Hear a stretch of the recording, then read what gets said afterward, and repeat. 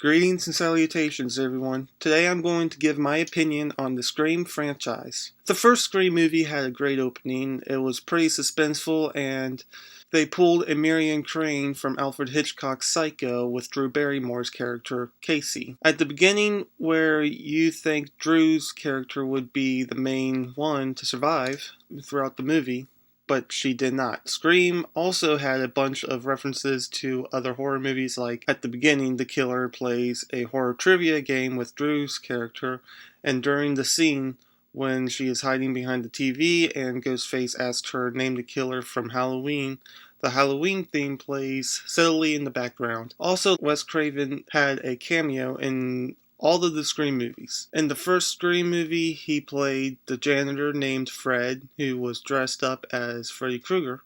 In the second movie, he was a doctor. The third movie, he was a tourist. In Scream 4, he was a coroner, but it was a deleted scene. Anyways, the film is about this girl, Sydney, whose mother was killed 1 year ago, and she was traumatized by her death.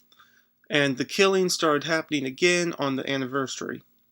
One thing that is weird is that it seems like the killer is always at the right place in the film. One scene the people always go to point out that the killer is always at the right place at the right time is the bathroom stall scene, which I read somewhere that that was supposed to be a prank, but they never really touched on that for some reason and made it out where it, I guess, was supposed to be the killer.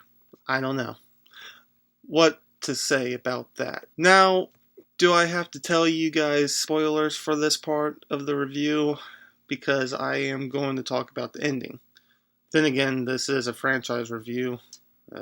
Either way, I have to warn you, I guess. At the ending of the film, it was revealed that it wasn't one killer, it was two. The killers were Sydney's boyfriend Billy, and alongside him was Stu, who was also part of the group of friends, so to me, the first Scream movie was great.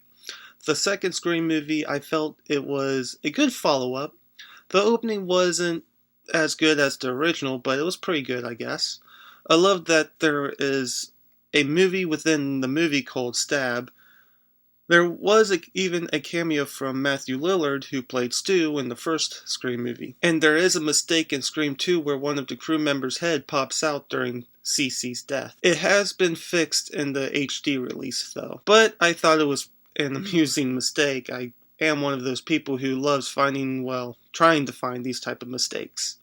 Anyway, Scream 2 did have problems with the script. The original script was leaked online, and Kevin Williamson had to go rewrite it. Originally, the killers were going to be Sydney's boyfriend, Derek, her friend, Hallie, Billy Loomis's mother, Debbie Salt, and Cotton Weary. So, the ending of Scream 2, the killers were...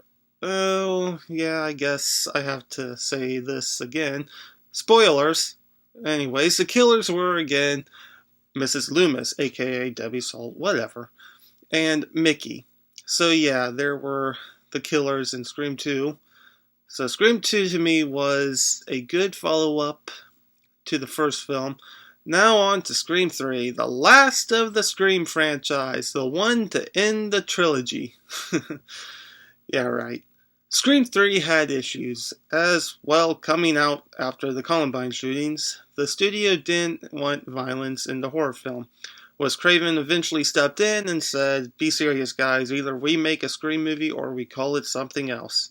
Wes Craven even filmed 3 different endings to the film, and he didn't even tell any of the cast members which one he was going to use. They were even going to have Matthew Lillard's character Stu return, saying that he survived the first film and went to prison, and being a mentor to other Ghostface copycats, killing people that are close to Sidney Prescott and all, and her being the ultimate prize, basically.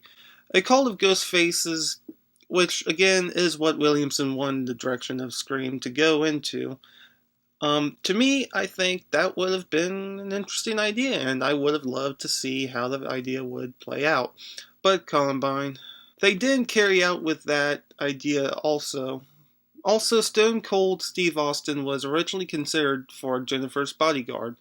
Also, Scream 3 would be the only Scream movie in the trilogy with only one killer, which originally they were going to have Angelina Tyler, which originally they were going to have Angelina Tyler, who was going to be a second killer, being Roman's girlfriend and an ex-classmate of Sydney's. So yeah, Scream 3 was different out of all of the other Scream films, with it being less serious and gory, but I enjoyed it for what it was at the end of the day. I mean, I would have loved for them to have went with the other ideas more, because this is a horror franchise, but Scream 3 not being the best, does have a great cast, and this plus other Scream films do have a decent soundtrack to them.